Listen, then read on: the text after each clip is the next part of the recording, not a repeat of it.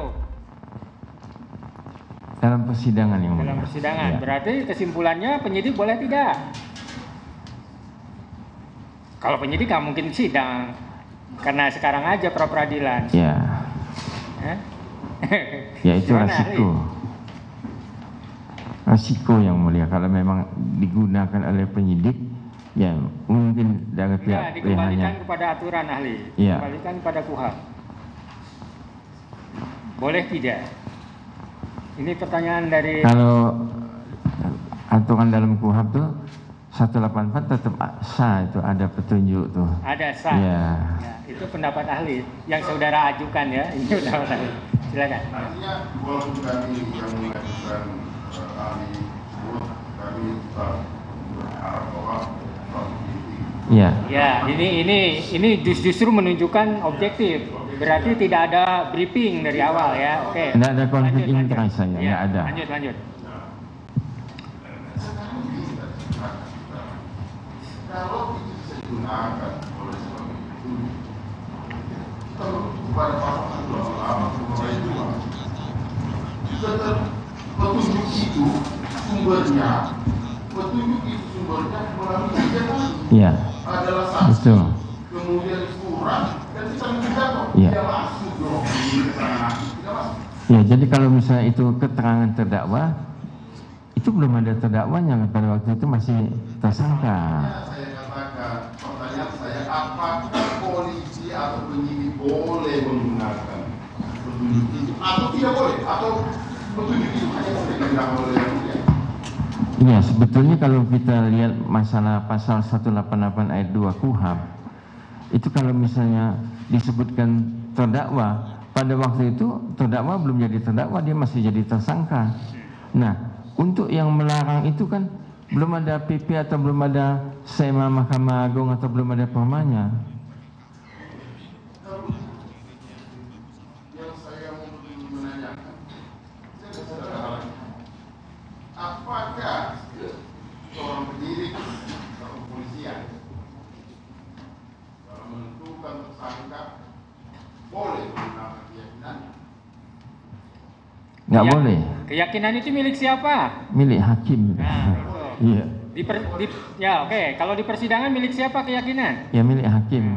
Kalau keyakinan hanya untuk hakim kan? Ya. Kalau tadi petunjuk Ya milik itu siapa? mungkin milik Pak Hakim juga sebetulnya kan. Enggak. Apakah milik keseluruhan petunjuk? Ya, seluruhan bisa. Semua bisa, Ya. kecuali keyakinan. Keyakinan milik hakim. Itu pendapat ahli ya, setuju atau tidak setuju. Kalau setuju silakan, kalau tidak setuju.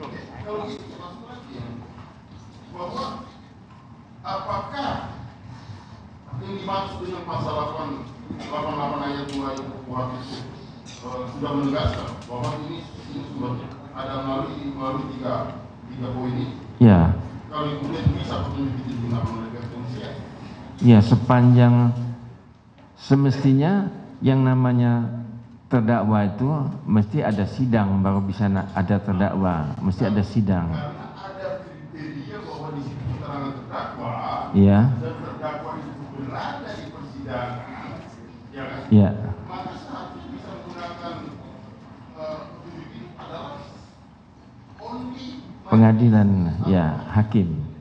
ya, kira-kira seperti itu. Betul, tapi di dalam KUHP itu sudah dijelaskan, cuman interpretasinya tergantung pada judge made law lah, tergantung pada hakim itu sebetulnya. Kalau Jadi, di common law. kesimpulannya apa nih? Biar dicatat oleh Bapak. Kalau kesimpulannya saya bilang itu tergantung pada judge made law, tergantung pada pengadilan hakimnya yang menilai itu nanti, karena Ya. itu sudah disebutkan terdakwa.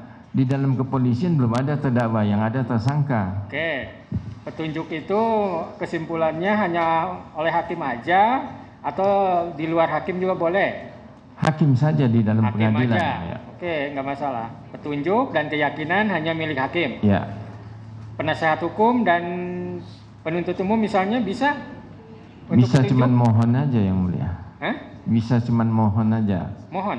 Ya, ajukan permohonan. Kalau yang menentukan itu kan hakim semuanya. Enggak. Karena sudah disebutkan sebagai terdakwa, itu masuk dalam ruang lingkup hakim Ya. atau pengadilan. Petunjuk itu kan lahir dari kesimpulan. Ya, betul. Keterangan si A, keterangan B bersesuaian. Akhirnya Ya. disimpulkan, oh jadi petunjuk nih, gitu kan? Ya. Emang nggak boleh orang berkesimpulan menarik dari keterangan dari bukti-bukti, nggak boleh nggak? Misalnya dalam pledoinya dituangkan berdasarkan ini lahirlah petunjuk seperti ini, ada nggak boleh nggak penasihat hukum? Ya. Boleh nggak penasihat hukum seperti itu berkesimpulan menarik petunjuk dari keterangan saksi ke saksi? Iya, kalau saksi. PH mau ngomongkan begitu boleh-boleh aja, tapi finalnya kan di tangan hakim tetap yang mulia. Ya. Lanjut silakan. Saudara ahli, kemudian yang saya ingin penegasan dari saudara ahli bahwa saya masuk kepada Ya. apakah boleh di dalam penetapan tersangka jadi katakanlah seperti ini, sebelumnya dinyatakan DPO, Ya. sebelumnya dinyatakan DPO, tapi yang saya katakan tidak diberikan surat apapun, kemudian 5 tahun kemudian atau 4 tahun kemudian dia baru ditetapkan sebagai tersangka, apakah itu boleh? Kalau dia ditetapkan sebagai tersangka, berarti dia belum pernah dipanggil, sebagai terlapor atau belum pernah dipanggil sebagai saksi. Tahu-tahu 5 tahun kemudian ditetapkan sebagai tersangka, belum ada pemeriksaan yang lain, belum ada gelar. Iya, itu kan salah. Ya, berdasarkan Perkap Kapolri nomor 16 tahun 2019.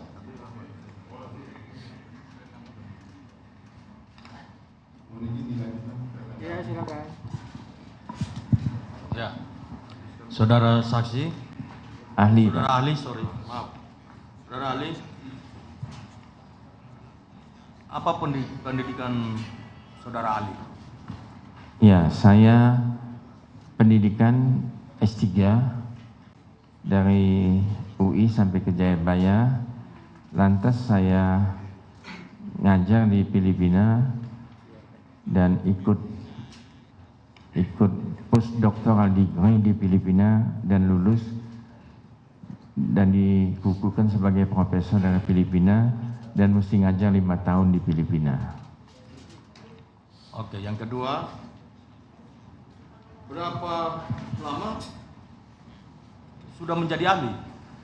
Saya menjadi ahli sejak tahun 2005 sampai sekarang tuh, dan saya sudah sidang dan di BAP oleh ahli, baik oleh penyidik, penuntut umum maupun oleh pengadilan, sidang hampir 250 kali di seluruh Indonesia.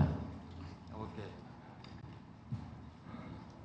Saya mau buat supaya ini pra-peradilan ini menjadi terang benderang.